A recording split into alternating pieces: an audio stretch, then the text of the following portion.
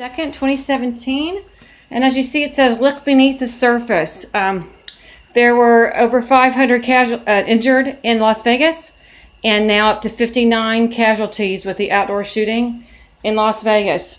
So we're looking here at a picture of my daughter when she was a newborn. We believe there was something odd going on because, very strange, the nurse took away my daughter saying she believed I was paranoid she would get microchipped. Now, what an odd statement. It takes one psychopathic nurse to turn on you as a patient in the hospital.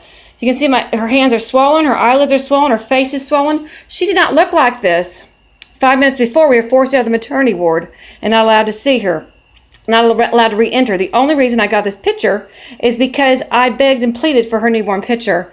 Now you'll look here at the top, end human trafficking of organs.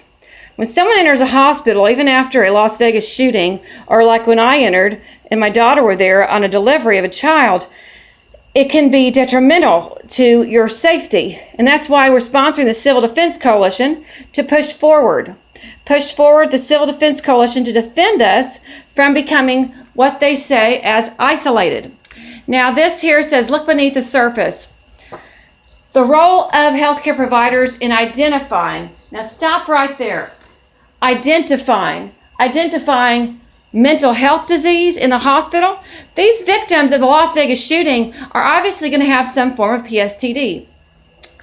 This does not indicate that the nurses need to attack them and throw them into isolation in the mental health ward, because once you enter the mental health ward or forced in there against your will, they will rip away your purse, they'll take away your belongings, any form of communication you have, and you have no way to contact the outside world. Any family or friends are completely cut off. So they become a human trafficked victim when they're held against their will.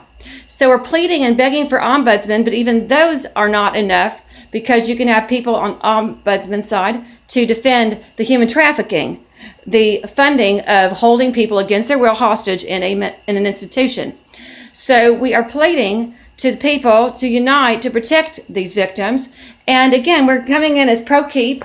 ProKeep is the concept, keeping America protected, keeping us united from isolation, because the United States does not protect human trafficking victims of isolation or institutionalized victimization. They only protect at this time with the charities, even within the slavery and labor departments, because our society has become such a work-based and sex-based society. So we're looking here right now, the healthcare providers are being pushed to identify in this slideshow victims of human trafficking. But this takes all of us, again, to unite, to be ProKeep. This can be an addendum to your pro-choice, pro-life. It has nothing to do with abortion. This has to be keeping regulations and keeping American citizens protected, because human trafficking is an area that is completely ignored, even by the FBI, in the areas of slave trading,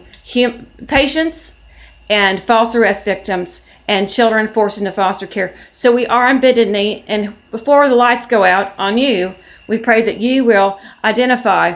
There will be no form of communication with you and anyone else if you get thrown into a mental ward. And they will, some of them hold you illegally for up to months, is what I heard. They will go against the federal law, which states you cannot hold these victims, these patients, in a ward beyond 48 hours in the hospital. So let's all join forces together to protect us. Be ProKeep before you're left in isolation with no way to contact the outside world.